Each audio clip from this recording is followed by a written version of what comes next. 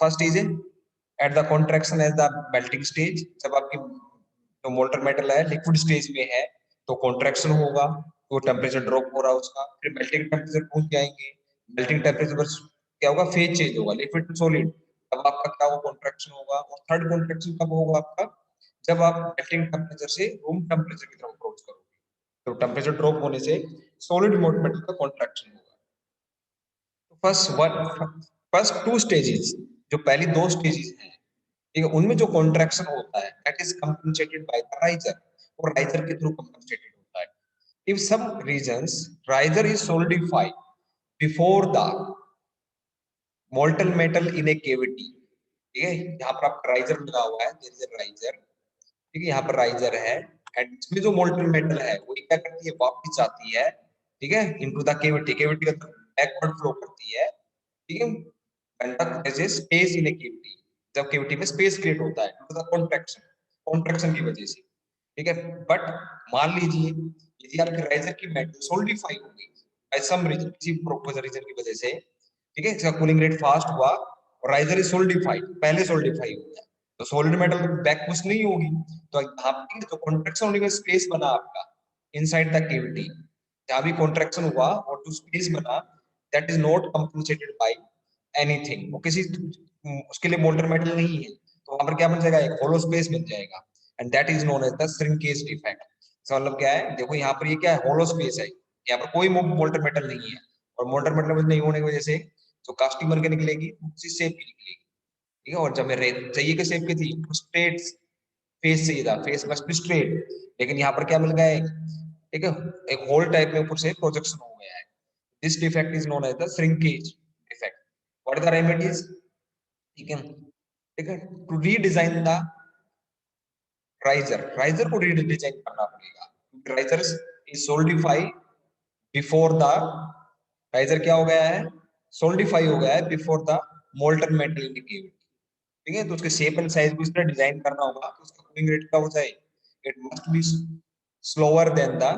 Molten metal in a cavity, जो cavity में molten metal है उससे स्लो हो जाना चाहिए ताकि राइजर बाद में solidify, that is known as the shrinkage defect.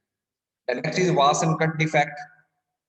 ठीक है, wash and cut casting defect, wash and cut means the molten metal is wash with with your wash and cut means your sand is washed by the molten metal, तो आपकी sand है वो flow साथ साथ बह गई है, sand is cut by the molten metal, molten metal ने क्या कर दिया है, सैंड को कट कर दिया है, तो जहां से सैंड निकल गई, फॉर एग्जांपल यहाँ से सैंड क्या हो गया, कट होकर बाहर आ गई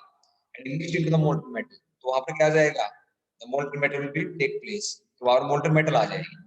ठीक है, तो आपकी जो शेप है वो चेंज हो जाएगी cavity, and that is known as the wash and cut, ठीक है। ऐसा क्यों हुआ, because the poor strength of a sand, तो सैंड की जो बाइंडिंग जो प्रॉपर्टी है, कोहेसिवनेस है, दैट इज पुअर, ठीक है, पुअर कोहेसिवनेस की वजह से हुआ कि सैंड मोल्टन मेटल के साथ बह गई, and that is known as the wash and cut. What the remedy is to increase the cohesiveness of a sand, sand की कोहेसिवनेस को बढ़ाइए ताकि सैंड साथ में वॉश ना करे, कट ना हो,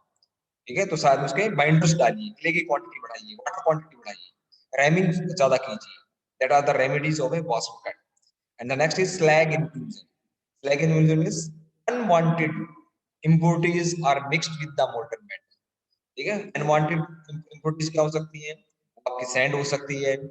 ठीक है, it can be oxide of some other materials, it can be nitrite of some other materials, ठीक है, and they generally distributed throughout the casting, पूरी casting में distributed हो जाते हैं, and that is known as slag inclusion, inclusion means include होना, शामिल होना, slag means, ठीक है, impurities of oxide, nitrites, ठीक है, and silica, ठीक है, ये impurity that is called unwanted any material, कोई भी unwanted material जो आपके साथ आ गया molten metal के साथ, that is known as a slag, उसी को slag बोलते हैं, ठीक है। तो हमें क्या करना होगा, we put the ceramic filters लगाने होंगे, ठीक है, during pouring of molten metal, ताकि आपकी जो है सेरेमिक्स जो स्लैग्स हैं वो क्या ना करें, they don't reach up to the cavity, वो केविटी तक ना पहुंचे, पहले उनको रोक लिया जाए, that is known as the slag inclusion, इसको स्लैग इंक्लूजन बोलते हैं। Casting defect is very important exam point of view, बार बार पूछा जाता है, एग्जाम में कि right down the 5 casting defect in a detail, तो आपको डायग्राम बनाना है, साथ में आपको क्या करना है, ठीक है, रीजन बताना है कि ऐसा क्यों हो रहा है, ठीक है, व्हाट इज द प्रॉब्लम, पहले प्रॉब्लम बतानी है, फिर रीजन बताना है, और लास्ट रेमेडीज बतानी है, इसको रोकने के लिए हमें क्या करना होगा, ठीक है। Now we come on the some pictures of a casting defect.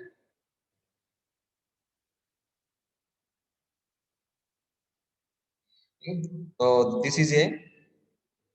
ये कोई आपका प्रोडक्ट है जो कास्टिंग के थ्रू बनाया गया है, तो देखते हैं यहाँ पर ये क्या बने हुए हैं, ब्लो होल्स बने हुए, दैट इज ब्लो होल्स, ठीक है, this is a blow holes, ये जो है ब्लो होल्स है, ठीक है। यहाँ पर देखो क्या हो गया है, कट एंड वॉश, जो सैंड थी यहाँ पर, जो सैंड थी कट एंड वॉश हो गई है, ठीक है, उसकी वजह से क्या हो गया है, जो एजेस, जो सरफेसेस डेवलप होने चाहिए थे वो डेवलप नहीं हुए, ठीक है।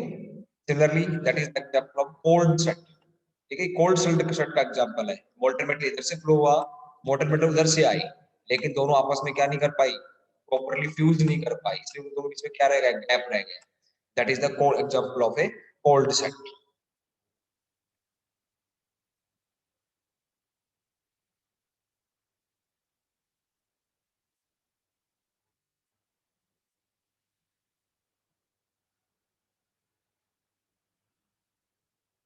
This is the example of a mould shift, ठीक है, ये देखो ये जो है portion, this portion, upper portion must be lie in this position, यहाँ पर आना चाहिए था, ये पोर्शन इधर शिफ्ट होना चाहिए था ये, लेकिन अपर कैविटी और लोअर कैविटी एक दूसरे के ऊपर ओवरलैप नहीं हुई ड्यूरिंग द कास्टिंग, जब कास्टिंग मैन्युफैक्चरिंग प्रोसेस के दौरान जब मोल्ड बनाया गया इन द मोल्ड, और ठीक है, हाफ ऑफ अपर कैविटी और लोअर कैविटी, ठीक है, इज नॉट ओवरलैप प्रॉपर्ली, ठीक है, प्रॉपर्ली ओवरलैप नहीं हुई, उसकी वजह से क्या हुआ, जैसे मोल्ड शिफ्ट की डिफेक्ट क्रिएटेड हुआ, that are the examples of some examples of a your casting defect, ठीक है। now we start the last topic of your casting, unit number 1 is going complete today, ठीक है, unit number 1 आपके complete हो जाएगी, ठीक, the first is, ठीक है, the last topic is cupola, cupola is used for manufacturing, for production of a cast iron, ठीक है, in some books you will also find the furnace used for melting of a cast iron, लेकिन ये melting का मतलब ये नहीं कि the input is जो raw material है that is a cast iron and output is a cast iron, ठीक है, जो input होता है, input material is not a cast iron, input material is pig iron, ठीक है, ठीक है, पिग आयरन को हम किसमें कन्वर्ट करते हैं, कास्ट आयरन की फॉर्म में कन्वर्ट, कास्ट आयरन में कन्वर्ट करते हैं, पिग आयरन में कार्बन कितनी है, that is more than 6.67%, and a cast iron the carbon percentage is 2 to 6.67%, ठीक है, it means you reduce the carbon percentage in a pig iron, ठीक है, and also other impurities, ठीक है, pig iron में अगर सिलिकॉन जो है, silicon oxide that is in very large quantity, तो उसको भी हम क्या करते हैं, रिड्यूस करते हैं, तो that is a furnace used for melting of a cast iron, तो मेल्टिंग का मतलब ये नहीं है कि raw material is a cast iron and output is also a melted cast iron, molten, ठीक है, तो in a cupola first we will discuss what are different part of a cupola, अलग अलग पार्ट्स क्या हैं इसकी वो हम डिस्कस करते हैं, ठीक है, तो देयर इज ए, तो रॉ मटेरियल क्या डालते हैं इसके अंदर वो हमने आपको बता दिया, कैप्टिक iron, some scrap steel, limestone and coke, ठीक है, that are put as a raw material inside the furnace, ये फर्नेस में पुट किए जाते हैं, coke, limestone, scrap of steel and a pig iron. First part of a construction is shell, shell means a hollow cylinder, जिसे hollow cylinder, देखो आपको एक hollow cylinder दिखाई दे रहा है, जिसे hollow cylinder, vertical hollow cylinder, and that is known as a shell, this is a real picture of a cupola, ये एक सीनरी के अंदर जो फिटेड है रियल कोकोला, उसके उसका डायग्राम, उसके रियल इमेज है, ठीक है, तो एक होलो आपका क्या होता है, स्टील का बना हुआ, जनरली लो कार्बन स्टील का आपका ये सिलेंडर होता है, and that is called is a shell, इसको सेल बोलते हैं, in the shell we provide the brick lining, देखो इसके अंदर आपको एक ब्रिक दिखाई, ब्रिक ईंट ईंट टाइप में, ठीक है। पहले ब्रिक का मटेरियल होता है that is silicon, brick the large quantity of material is silicon, and silicon का जो मेल्टिंग टेम्परेचर होता है that is very high, and it is highly thermal insulator, ठीक है। तो थर्मलिंग, ठीक है, इसको मेल्टिंग टेम्परेचर पहुंच जाता है 4-5 डिग्री के आसपास है, जबकि आपका माइल्ड स्टील का मेल्टिंग टेम्परेचर 1400-1500 के आसपास है। Second is it is insulator, जो जो ब्रिक लाइन ब्रिक्स हैं वो इंसुलेटर की तरह काम करती है, थर्मल इंसुलेटर की तरह, हीट को फ्लो होने से रोकती है, ठीक है। तो if the temperature is more than the melting temperature of mild steel, ठीक है, आपके कपोला के अंदर टेम्परेचर जो है melting temperature of A mild steel से या लो कार्बन स्टील से ऊपर चला जाएगा तो पूरा सेल ही मेल्ट हो जाएगा। उसको रोकने के लिए हम क्या करते हैं, इसके अंदर हम क्या करते हैं, ब्रिक की लाइनिंग करते हैं, ईंटें लगाते हैं, ब्रिक लाइनिंग बोलते हैं इसको, थिन की ब्रिक्स आती हैं, ठीक है, फायर ब्रिक्स बोलते हैं इनको, इनको पुट किया जाता है नीचे से लेकर ऊपर तक, ठीक है। तो जो हीट है वो सबसे पहले किसके कांटेक्ट में आएगी, ब्रिक लाइन में, जो भी टेम्परेचर सबसे पहले कौन हैंडल करेगा, ब्रिक लाइन, और दे आर थर्मल इंसुलेटर की तरह काम करते हैं, तो हीट को बाहर जो आपकी प्लेट है वहां तक फ्लो होने से रोकते हैं, ठीक है। और जब हीट बाहर फ्लो नहीं होगी, बाहर तो आपकी आउटर प्लेट है सिलेंडर की, तो उसका टेम्परेचर मेल्टिंग टेम्परेचर से नीचे रहता है, that is known as shell. Next is bottom door.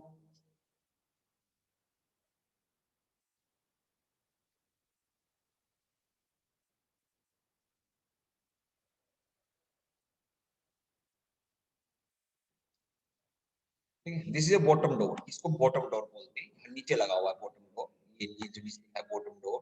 ठीक है ना। तो जब भी आप इसको एम्प्टी करना हो तो ये ओपन स्टोर स्टोर को आप ओपन कर दोगे, ठीक है। तो everything which are filled inside the cylinder, ठीक है, you can take from this bottom door, को बॉटम डोर से बाहर निकाल सकते हो। द नेक्स्ट इज, ठीक है, दिस इज फर्नेस लैग, इसको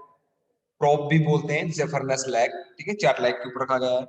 the next is wind chamber and wind wind belt, ठीक है। फिर जैसे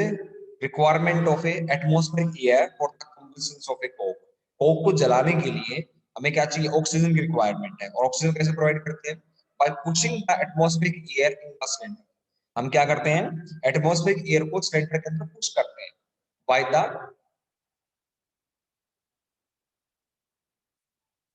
कंप्रेसर, कंप्रेसर का यूज करके,